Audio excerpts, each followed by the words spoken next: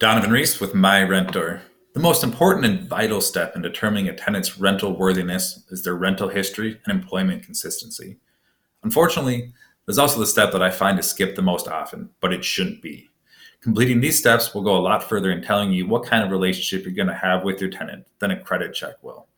I believe this step gets skipped so often because it's a pain in the neck to get done. Trying to track down the landlord to get information from them can be very difficult and time consuming. Sometimes, especially if they're coming from an apartment complex, they're going to require that you send them something stating that the tenant has given you permission to contact them and release that information. Does your application give that permission? If not, how do you go about getting that? And the bureaucratic tape can be even worse when trying to get an employment verification, especially if that tenant works for a larger company with an HR department. Meanwhile, you have what you think is a great tenant on the hook, and you don't want to lose them. Well, you spend the time tracking down that information. So you say, their background looks good. Let's just approve them and move on. The other challenge, if you do get a hold of a landlord, is confirming that person is actually their landlord, not just a friend or family member posing as their landlord. I've seen this happen way too many times. It can be very difficult to verify, especially if the tenant has been renting from an individual landlord, such as yourself. I always look up the tax records before I call to ensure that the name matches what the tenant gave you. If it doesn't, that's a big red flag and going to require further discussion. When I call that landlord, I'll ask them some basic questions about the house that if they were truly the owner, they would know. Sometimes I would give them the wrong information regarding bedrooms or size of the house to see if they correct me.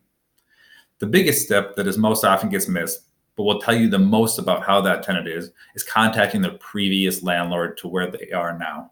As much as we landlords are all on the same team, unfortunately, sometimes the current landlord will lie to you. If the tenant is a horrible tenant and they are trying everything they can to get them out of their house, you may want to give that tenant a glowing review just to make them not their problem anymore. I'm always reminded of a situation I had a few years ago when I was training a new leasing agent. She had what looked to be a decent tenant according to their application, and the current landlord gave them a good review. My agent was excited to get the deal done and recommend them to our client right then. I told her, before we do that, let's contact their previous landlord and see what she has to say about them. As soon as I mentioned the tenant's name to the previous landlord, she literally broke out in tears. She proceeded to tell us how she had to evict the tenants, and right before they were evicted, they had a Sharpie party in the house, which is apparently writing all over the walls in Sharpies. That caused tens of thousands of dollars in damage to her property. Had we not made that second call, we would have put our client into a potentially negative situation. Previous landlords will typically be more forthcoming regarding the tenant as they have nothing to lose by telling you. Therefore, I find this step to be the most important step in the entire process. I also had a situation more recently where a tenant applied for one of my properties over the weekend, and I got the completed report on Monday. And it appeared that he had a great job that paid him enough to qualify for the rental income criteria. So I was excited. When I contacted his employer on Tuesday morning, they informed me that person had resigned their position in the company and that his last day had been Monday. Had I not verified his employment, I would have moved an unemployed tenant with no means to pay rent into the property. In addition to verifying their income, their position in the property, and dates of employment, I also like to ask the employer if there's anything that could affect their ability to fulfill their rental obligations in the near future. What I want to know, are they in danger of losing their job?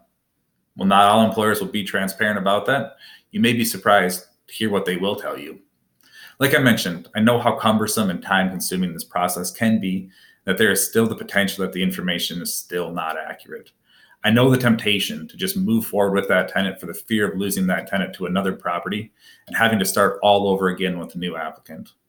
I also know that bad tenants are banking on the fact that you aren't going to actually follow through with the landlord verification process and can hide their poor rental history from you. Our process here with MyRentDoor automates the entire application, background check, and verification process for you, and only requires you to get involved when all these steps have been completed by the tenant. Then all you have to do is a quick verification of the information, and you're either ready to move on with that tenant or cut them loose. Either way, you didn't waste hours of your precious time to figure that out. To learn more, to get started, give us a call, 602-909-1691, or fill out the form. We'll get in touch with you shortly.